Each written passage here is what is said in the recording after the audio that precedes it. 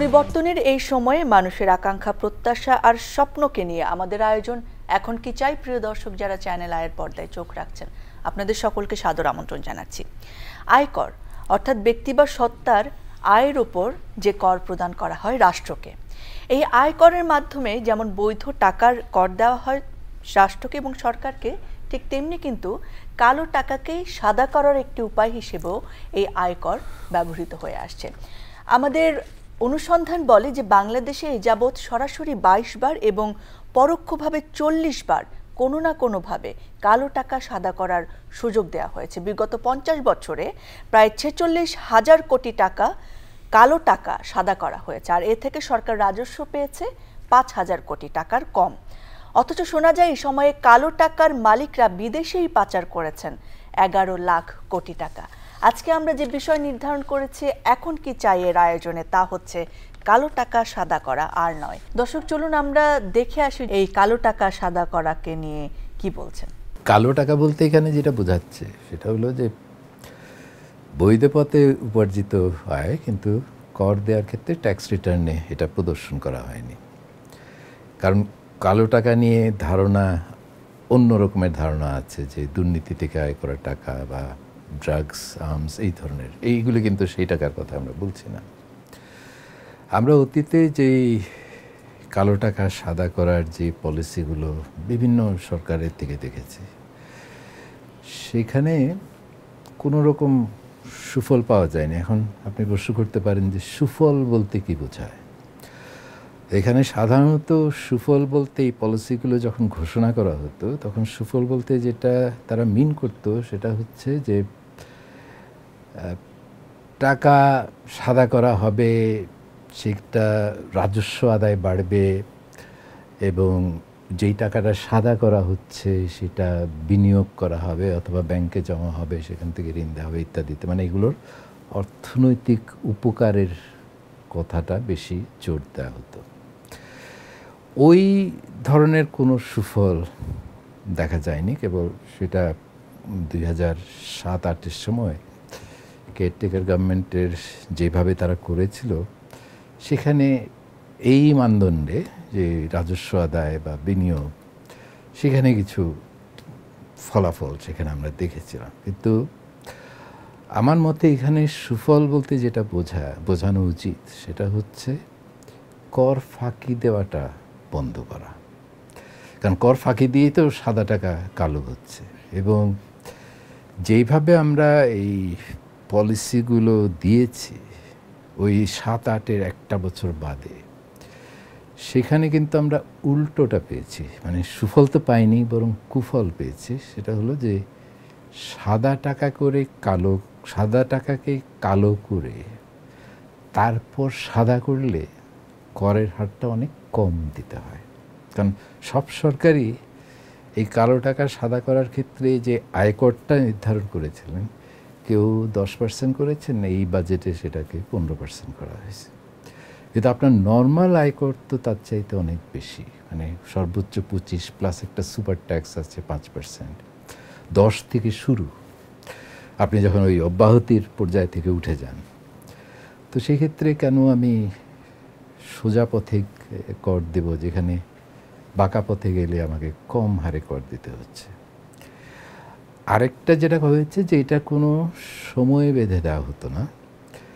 একটা আমি বাজেটের সময় বলে দিলাম যে এই বছরও এই সুযোগটা থাকছে, হয়তো মাইনর কিছু পরিবর্তন করলাম, যার ফলে এটা থেকে কোনো ধরনের সাড়া পাওয়া যায়নি। কারণ এটা একটা ইন্স্যুরেন্স পলিসির মতো কাজ করেছে, যে যদি আমি বিপদ দেখি যে আমি যে টাকাটা প্রদর্শন করি নাই সেটা ধরা খাওয়ার কোনো সম্ভাবনা বেড়ে যাওয়ার দেখি, তাইলেই আমি তখন ওই বিপদ ঠেকানোর জন্য হয়তো এই স্কিমটা নিতে পারি। মানে এখানে গিয়ে বলতে পারি যে আমার এই টাকা দেখায়নি, এখন সাদা করে দেন। কিন্তু এটা তো একটা ইন্স্যুরেন্সের মতো, যে বিপদ আসলে আপনি যাবেন। আর ওই ধরা খাওয়ার ঝুঁকিটা যদি কোনো পরিবর্তন না ঘটে, তাহলে আর কেউ বদল করে না যে কেন আমি 15%ই বা কেন দেবো, যেখানে আমি শূন্য দিয়ে পার পেয়ে যাচ্ছি। সেই জন্য আমি যেটা সাজেস্ট করতে চাচ্ছি সেটা হলো যে এই সুযোগটা দেয়া হোক একটা সীমিত সময়ের জন্য। সেটা আপনি যদি আন্তর্জাতিক অভিজ্ঞতা দেখেন সেখানে দেখবেন যে এটা অনেক ভ্যারিয়েশন আছে, কেউ 3 মাস দিয়েছেন, কেউ 1 মাস দিয়েছেন, কেউ 6 মাসও দিয়েছেন, কিন্তু সবাই সীমিত টাইম একটা বেঁধে দিয়েছেন এবং একবারই দিতে হবে। বারবার দিলে একটা প্রত্যাশা তৈরি হয় যে এবার যদি পারবে আগামীতে তো আবার এই সুযোগটা ফিরে আসবে। এবং কাজেই যে সীমিত সময়টা আমি বলে দিচ্ছি এটা কিন্তু পাথরে লেখার হতে হবে, এটাকে পরিবর্তনযোগ্য না যে মাসের শেষে আমরা ট্যাক্স রিটার্নের ক্ষেত্রে যেটা দেখি নভেম্বরের ডেট সেটা এক্সটেন্ড করা হয় ডিসেম্বর, এগুলো ঠিক আছে কারণ সেগুলো অনেকেই দিতে পারেন না, কিন্তু এখানে যদি এক্সটেনশনের প্রত্যাশাটা থাকে তাহলে আবার ওই একই বসে থাকা মানে সাড়া না দেওয়ার ইয়েটা বেড়ে যায়। তো ওই সীমিত সময়টার জন্য একবার। আর দ্বিতীয় হলো যে এই পলিসির কারণে সৎ করদাতারা যাতে নিরুৎসাহিত না হয় সেটা আপনাকে নিশ্চিত করতে হবে। সেই জন্য করের যে হারটা সেটা একেবারে সর্বোচ্চ হার, যেটা আমি বলছি 25, যেটা আয়কর প্লাস সুপার ট্যাক্স যেটা 5%, তাহলে 30% হয়। তার সাথে আপনি, এটা তো একটা অপরাধ আপনি যে লুকিয়েছেন, সেটার জন্য কিছু জরিমানার ব্যবস্থাও করেন। সেটা 30-এর সাথে যদি 5-10 আরও যোগ করতে চান, একেবারে খুব বেশি করলে, অতিমাত্রায় করলেও আপনি সাড়া পাবেন না। তো সেইভাবে করলে সৎ করদাতারা বলবে যে হ্যাঁ ওই পথে গেলে তো আমাকে আরও বেশি টাকা গুনতে হবে।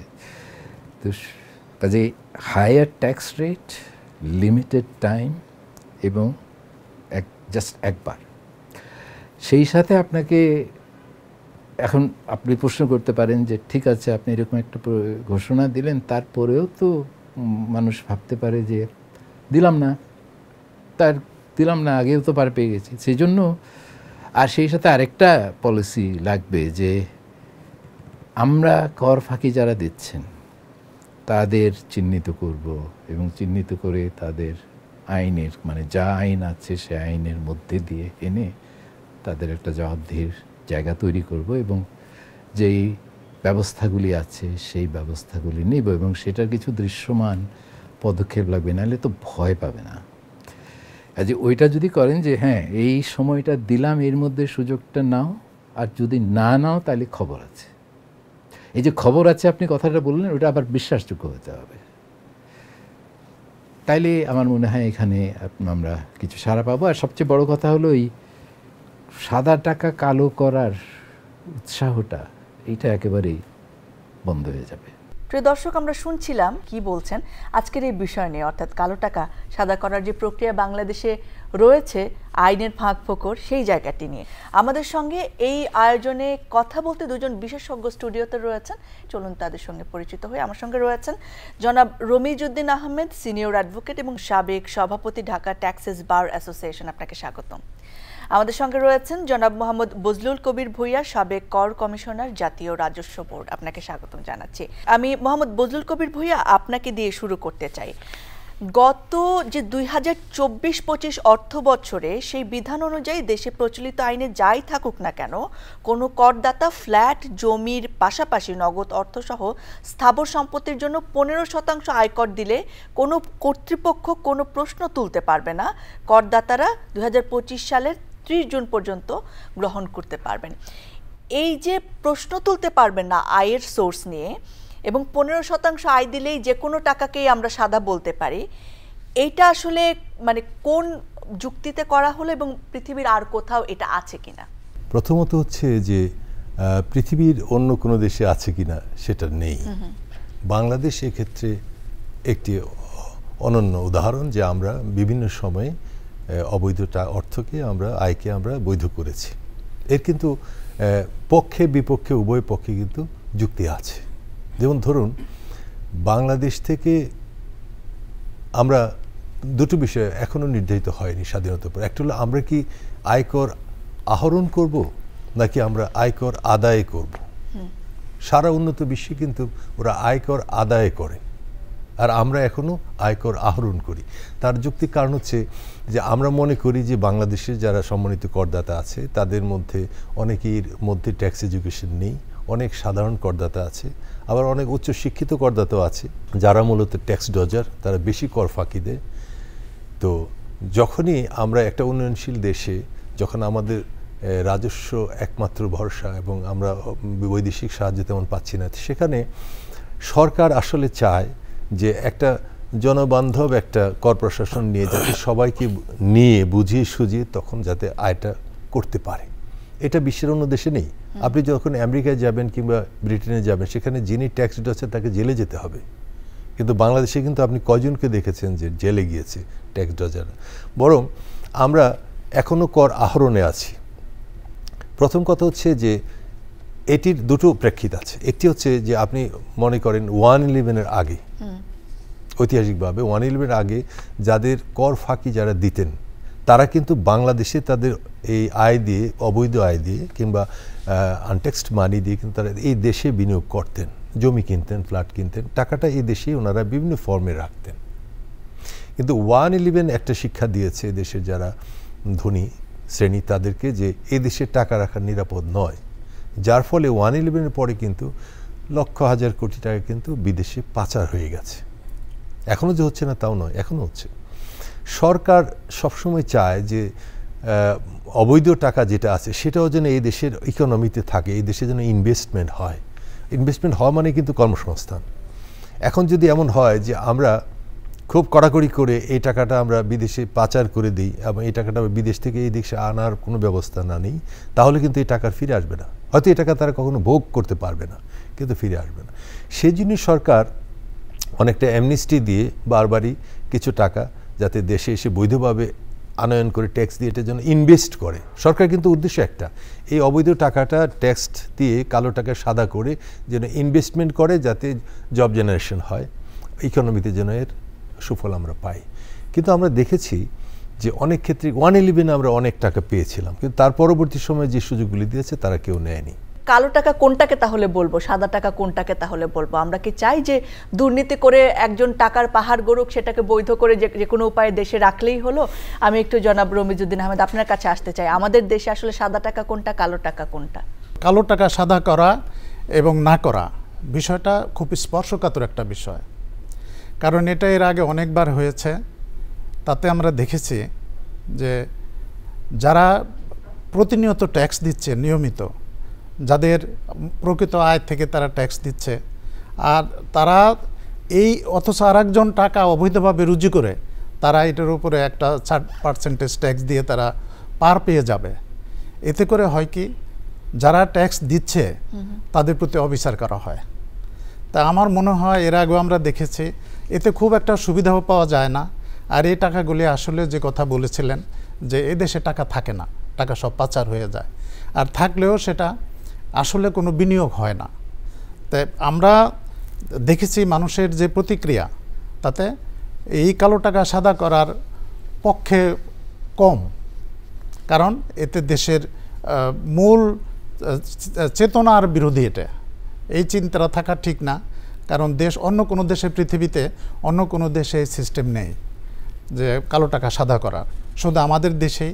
তা আমরা চাই যে এই প্রক্রিয়াটা, এই সিস্টেমটা যাতে আর না থাকুক, কারণ আমরা জনগণের সাথে চলি, আমরা পেশাজীবী, আমরা দেখি যে মানুষ হতাশ, যে আমরা কষ্ট করে রুজি করে ট্যাক্স দেই, আমরা সত্যিকারের যে ইনকাম তার উপরে, অথচ যাদের অবৈধ টাকা তারা দুর্নীতি করে টাকা রুজি করে, কালো টাকা তারা এই ছোট্ট একটা পরিমাণ ট্যাক্স দিয়ে তারা পার পেয়ে যায়। এই জায়গায় একটুখানি ক্লিয়ার করবেন যে দেশের সর্বোচ্চ 25% পর্যন্ত কর ধার্য করার নিয়ম আছে, কিন্তু 15% দিলেই একটা কালো টাকা, যে কোনো টাকা সোর্স না জানিয়েই সেটাকে বৈধ করা যায়। এই ব্যাপারটা কেন? শুধু 25% না, যারা ট্যাক্স দেয় তাদের বেলায় দেখেছি আমরা 35% পর্যন্ত ট্যাক্স তাদের দিতে হয়, কারণ কিছু সারচার্জ আছে, তাদের সম্পদ আছে, সম্পদের উপর একটা সারচার্জ, সেটাও ট্যাক্স। সুতরাং টোটালি যে ট্যাক্স, তাতে আমরা দেখেছি হিসাব করে 35% ট্যাক্স দিতে হয় তাদেরকে। তাই একজন বৈধ আয়ের উপরে তারা 35% ট্যাক্স দিবে, আর একজন অবৈধ রুজি করে, দুর্নীতি করে রুজি করে সে 15% ট্যাক্স দিয়ে পার পেয়ে যাবে, এটা ঠিক হয় না। এটা শুনেন, এই ইনকাম ট্যাক্সটা জন্মের পর থেকে 1783 সালে 9 জানুয়ারি আয়করের জন্মদিন, সেখান থেকে, এবং এই আয়করটা শুরু হয় ইংল্যান্ড থেকে, ব্রিটিশ ইংল্যান্ড যখন যুদ্ধ হয়, তারপর থেকে এই ট্যাক্সের প্রতি যে মানুষের একটা দরকার এবং মানুষের যে ট্যাক্স দেওয়ার একটা প্রবণতা, এটা কিন্তু রাষ্ট্রকে, যারা ট্যাক্স দেয় তারাও কিন্তু আনন্দ পায়, আর যারা ট্যাক্স নেয় তাদের তো দরকারি। তো সুতরাং ট্যাক্স মানুষ দিতে চায়। আমাদের এখানে সিস্টেমের একটু চেঞ্জ দরকার। সিস্টেম আমাদের সে 1922 সালের আইনটাকে একদম কেটে ছিঁড়ে এটাকে এখন যে আইনের পরিণত করেছে, এই আইনটা এখন মানুষের বলে সহজ, ওই যে বলে না সহজ কথা যায় না বলা সহজে, কিন্তু আসলে আইনটা সহজ না, আইনটা খুবই কঠিন, মানুষ বুঝতে পারে না। এবার একটা রিটার্ন ফর্ম তৈরি করা হয়েছে, আমি জানি না 16 পৃষ্ঠা নাকি 18 পৃষ্ঠা। তা আমি আমার এত টাকা আয়, 10 লাখ টাকা আয়ের উপরে এত টাকা ট্যাক্স, অন্য অন্য খাতে যে আয়ের খাতগুলি আছে 18 পৃষ্ঠার কোনো রিটার্ন তো তৈরি করার কোনো প্রয়োজন নাই, 2-3 পৃষ্ঠা যত গুড এনাফ। সেই জন্য আমি বলবো যে আমাদের আইনগুলি আরও সহজ করা দরকার। এখন আইনগুলি, আমি মনে করি আইনগুলি এখনো কঠিন আছে। আমি আবার একটু মোহাম্মদ বজলুল কবির ভূঁইয়া আপনার কাছে আসতে চাই। আমরা তো জানি যে যদি যে কোনো আয় বা যে কোনো অর্থের উপর কর না দিলেই সেটা কালো টাকা, সেটা বৈধ টাকা আর থাকছে না। কিন্তু আমাদের দেশে এই যে ঘুষ, দুর্নীতি এবং লুট রয়েছে, সেটা রাজনীতিবিদ, আমলা কিংবা ব্যবসায়ী, আমরা নানা নজির রয়েছে আমাদের, যারা তাদের টাকাটাকে সাদা টাকা বানিয়েছেন এবং জনগণের টাকাকে অবৈধভাবে নিয়েছেন।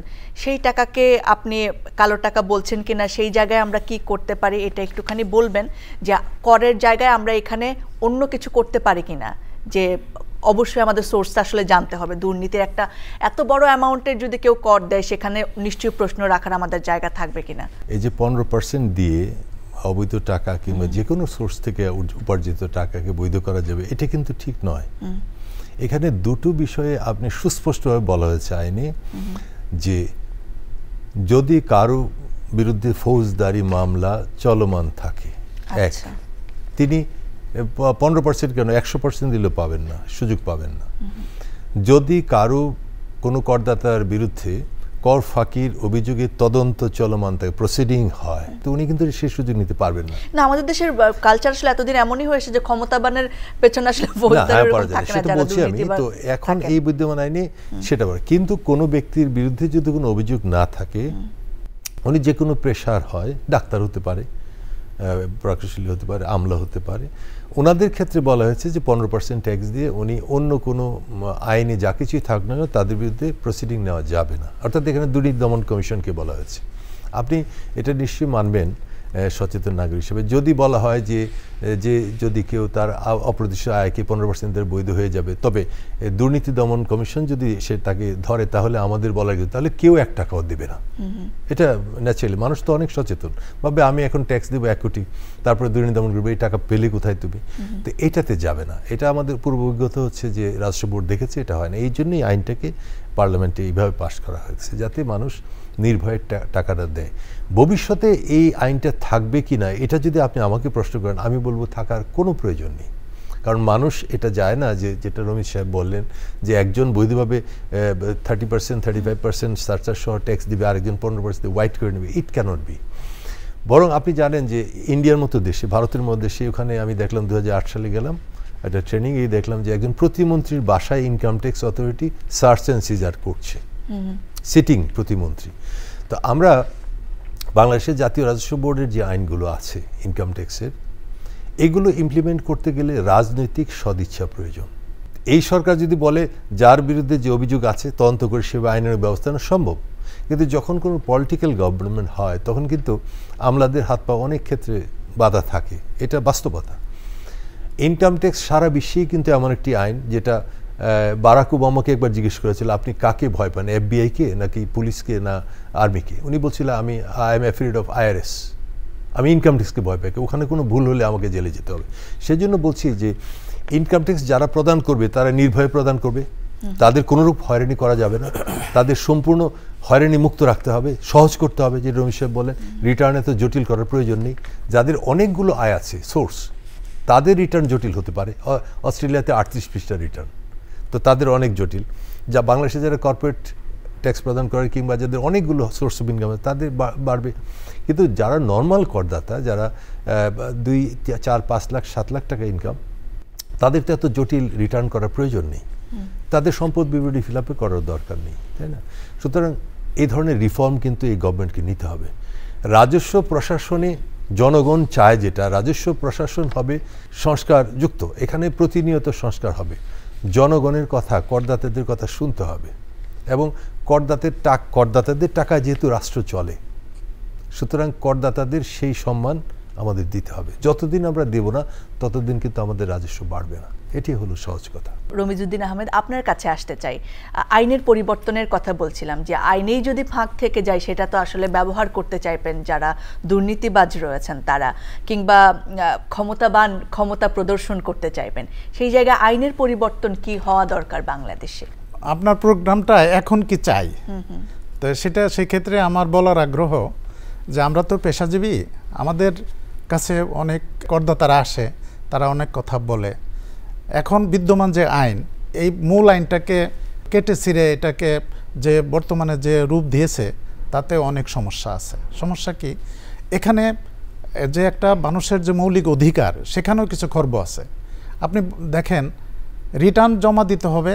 আপনি রিটার্ন জমার সময় আজকাল যে স্বনির্ধারণীকর পদ্ধতি, সে পদ্ধতিটা ব্যবহার করার জন্য বিভিন্নভাবে অনুপ্রেরণা দেওয়া হয়, উৎসাহ দেওয়া হয়। কিন্তু আমি যখনই আমার রিটার্নটা দাখিল করলাম স্বনির্ধারণী পদ্ধতিতে, আমার 10 লাখ টাকা যদি আয় থাকে, তার উপরে ধরেন যদি 2 লাখ টাকা ট্যাক্স হয় বা 1 লাখ টাকা ট্যাক্স হয়, এই ট্যাক্সটা আমি যদি কোনো কারণে যদি আমি 1 লাখ টাকা সংগ্রহ না করতে পারি, যারা ছোট করদাতা, যদি আমি 90,000 টাকা ট্যাক্স দিই, সেই ট্যাক্সটা দিয়ে আমি রিটার্নটা জমা দিলাম 10,000 টাকা কম দিয়ে। এই রিটার্নটা যদি অডিটের সিস্টেম আছে, অডিটে পরে যদি অ্যাসেসমেন্ট করে, সেই অ্যাসেসমেন্টটা যদি হাই করে কর নির্ধারণী অফিসার, সেই রিটার্নটা সেই অ্যাসেসমেন্টের বিরুদ্ধে আমি তো আপিল করতে পারি, ট্রাইব্যুনাল করতে পারি, হাইকোর্ট করতে পারি, এটা তো আমার অধিকার। কিন্তু আমি করতে পারবো না, কারণ ওই যে বলা আছে যে 1 লাখ টাকা ট্যাক্স দিতে হবে আয়ের উপরে, এটাকে বলা হয় স্বীকৃত দায়। তা একটা সেকশন আছে আমাদের আইনে, আগে ছিল 74, এখন সম্ভবত নতুন আইনে 73 করেছে নাকি, কতজন করেছে। কিন্তু আমার বক্তব্য যে এই যে আমি আপিল করতে পারবো না, আমার মৌলিক অধিকার থেকে আমাকে বঞ্চিত করার রাইট তো সরকারের নাই। আমি ফোরাম আছে আইনগত যে আমি আপিলে যাব, কিন্তু আপিল আমি করতে পারবো না যদি আমি স্বীকৃত দায়টা যদি আমি রমিজ সাহেবের সাথে একটু অ্যাড করি। রমিজ সাহেব বোধহয় একটু ভুল করছি আমরা, সেখানে হচ্ছে যে আমরা অডিট করছি কিন্তু দুই রকম, একটা হলো ফিল্ড অডিট, আরেকটা হচ্ছে ডিটেলস বলবো আমি, আরেকটা হলো ডেস্ক অডিট। উনি যেটা বললেন এটা এখানে একটু ইনফরমেশন গ্যাপ আছে। যদি কোনো করদাতা তার স্বীকৃত দায় যেটা আছে, ধরেন 1 লাখ টাকার ট্যাক্স দিতে হবে, উনি 90,000 টাকার ট্যাক্স দিয়েছেন, অর্থাৎ 10,000 টাকা উনি কম দিয়েছেন, সেটা হবে অল ফাইল কিন্তু ট্যাক্স রিটার্ন কিন্তু অডিট হবে, ডেস্ক অডিট হবে। তারপরে এটা ডেস্ক অডিট থেকে যেটা মনে করবে বড় ধরনের অনিয়ম আছে সেটা এনবিআর পারমিশন নিয়ে ফিল্ড অডিট হবে। এই যে 10,000 টাকা দিলেন না উনি, এটা উনি ডেস্ক অডিটে নিয়ে করদাতাকে জানাবেন, জানিয়ে বলবেন যে আপনার রিটার্নে 10,000 টাকা কম দেওয়া হয়েছে এই বিধি মোতাবেক, আপনি কি এটা দিতে চান কিনা, দিয়ে দিলে এটা আর অডিট হবে না। শেষ করে না অডিটের বিষয়টা, অডিট শেষ, আমার অডিটের ব্যাপারে বক্তব্য নাই, ওই 10,000 টাকা দিলে অডিট। কিন্তু যদি সামহাও এই ফাইলটা যদি আপনার নর্মাল অ্যাসেসমেন্ট হয়, অ্যাসেসমেন্টের বিরুদ্ধে আমি আপিলে যেতে পারবো না। আমার বক্তব্য এটা অডিটের কথা না, এইটার আমি রিটার্ন জমা দিলাম, যে কোনো রিটার্ন যদি অ্যাসেসমেন্ট যদি করা হয়, সেটা অনেক সময় অনেক হাই অ্যাসেসমেন্ট হয়, তাই সেটার বিরুদ্ধে আমি আপিলে যাব। তো আপিলে আমি যেতে পারবো না, আমি কোনো কারণে ট্যাক্স কিছু কম দেওয়ার কারণে, এই আইন হতে পারে না। রমিজউদ্দিন আহমেদ, এখন কি চাই আপনি? এখন আমি চাই যে এই আইনটাও থাকা ঠিক না, এটা যে রিটার্ন জমা দেবে, অ্যাসেসমেন্ট হবে, তাকে স্বাভাবিকভাবেই আপিল করার সুযোগ দিতে হবে। ট্রাইব্যুনাল করার সময় ডিমান্ডেড ট্যাক্সের 10% দিতে হবে। এবং সোর্স না জেনে 15% যে আয়কর, ওইটা সম্পর্কে কি বলবেন? না, ওখানে তো বিভিন্ন ধরনের সারচার্জের ব্যাপার আছে, জরিমানার বিধান আছে। আমরা অনেক ধন্যবাদ আপনাকে। যারা আসলে আয়কর দিবেন, সেটা দুর্নীতির টাকা হতে পারে কিংবা আমার ধরেন বৈধ ইনকামের টাকাও হতে পারে, সবাই তো সেটা দিচ্ছেন না। আয়করের ফাঁকির যে ব্যাপারটা, সেটাও বাংলাদেশে প্রবলভাবে আছে, সেটাও তো একটা অন্যায়, সেটাও তো যে বৈধ টাকা সেটাকেও একটা কালো টাকায় পরিণত করছে আমি বলবো। এই অডিটের ক্ষেত্রে আপনাদের ব্যাপারটা কি, সিস্টেমটা রয়েছে, এবং সেক্ষেত্রে আপনার কোনো কি মনে হয় কোনো পরিবর্তন আনা দরকার? অডিটে আমরা যেমন ধরুন আগে তো নর্মাল রিটার্ন জমা দিত আর মানে সেলফ মেথডে ছিল, এই গত বছর থেকে কিন্তু সবই সেলফ, অর্থাৎ করদাতা যত রিটার্ন দিবেন জমা দিবেন সবই সেলফ মেথডে হবে। তারপর যেটা করবে কর কর্মকর্তা এবং তার স্টাফরা এই ফাইলগুলো প্রসেস করবে, রিটার্নগুলো চেক করবে ঠিক আছে কিনা। যখন দেখবে নর্মালি ঠিক আছে, অথবা দেখবে যে একজন করদাতা গত বছরের চেয়ে 15% বেশি আয় দেখিয়ে রিটার্ন দিয়েছে, সেগুলো তারা অডিট করতে পারবে না, এনবিআর থেকে আইনে বলাই আছে পারবে না। অথবা 2 বছরের মধ্যে একবার অডিট হয়েছিল, কিন্তু এবার কিছু অ্যানামলিজ আছে, যেহেতু 2 বছর আগে অডিট হয়েছিল এই জন্য এইটাকেও ডিসকারেজ করা হয়েছে, এটাও অডিট ফেলা যাবে না। আগের যে অডিটের পদ্ধতি ছিল এটি এবছর কিন্তু নতুন পদ্ধতিতে অডিট হবে। সেটা হচ্ছে আগে কর্মকর্তা তার যে অডিটের জন্য নির্বাচিত ফাইল, যেটা এনবিআর কর্তৃক নির্বাচিত ফাইল, সেটাকে উনি ইনকোয়ারি করতেন, করে উনি অ্যাসেসমেন্ট করতেন, হিয়ারিং নিতেন, শুনে অ্যাসেসমেন্ট করে ট্যাক্স ইম্পোজ করতেন। কিন্তু এই বছর থেকে কিন্তু তার পারছে না এই জন্য এবার বলা হয়েছে যে এনবিআর নির্ধারিত যে অডিটগুলো হবে, যে ফাইলগুলো, সেগুলো সংশ্লিষ্ট সার্কেলের ইন্সপেক্টর, ওই সার্কেল অফিসার এবং অন্য একটি সার্কেলের উপকর কমিশন, ডেপুটি কমিশনার, এটাকে 3 জন সদস্য বিশিষ্ট একটা কমিটি, তারা ফিল্ডে গিয়ে এটা অডিট করবে, পরীক্ষা করবে। আপনি করদাতা, আপনার ব্যবসা প্রতিষ্ঠান কিংবা আপনার বাড়ি কিংবা আপনার যেখানে আয়ের উৎস, সেখানে গিয়ে উনি দেখবে সরজমিনে এই করদাতা যেটা দিয়েছে এটা ঠিক আছে কিনা। তো আমার শেষ কথা হচ্ছে যে আমাদের যেমন কর দিতে হবে, আবার এই দেশের 90% সম্পদ 10% মানুষের অধিকারে আছে, আপনাকে বুঝতে হবে। অর্থাৎ অনলি 10% লোকের কাছে দেশের 90% সম্পদ রয়ে গেছে। সুতরাং আপনি যদি সম্পদের সুবন্টন চান, সুষম বন্টন, তাহলে যারা সম্পদশালী আছে তাদের 2টো কাজ করতে হবে। একটা হলো তাদের উপর ট্যাক্স ইম্পোজ বাড়াতে হবে, আর একটা কাজ করতে হবে যেটা বিদেশিরা করে, যে আপনার যে সম্পদ আছে সেই সম্পদের উপর আপনাকে সম্পদ কর আরোপ করতে হবে। একসময় বাংলাদেশে ছিল, আপনি ইন্ডিভিজুয়াল, আপনার শত শত কোটি টাকার মালিক, ওই টাকা আপনার জমির ফর্মে আছে, অ্যাসেট ফর্মে আছে, আপনি গোল্ড রেখে দিচ্ছেন, আপনি ট্যাক্স দিচ্ছেন না। তো এটা তো সুষম হচ্ছে না। আপনাকে আয়ের উপর যেমন দিতে হবে, আপনার সম্পদের উপর এখন যেটা সারচার্জ, এটা এত কম পরিমাণ, এটা দিয়ে আসলে আপনি গরিবকে আপনি হেল্প করতে পারবেন না। সুতরাং যারা সম্পদশালী তাদের সম্পদ থেকে সম্পদ করের পরিবর্তন করতে হবে। ধন্যবাদ আপনাকে। অনেক অনেক ধন্যবাদ জানাচ্ছি আপনাদের দুজনকে।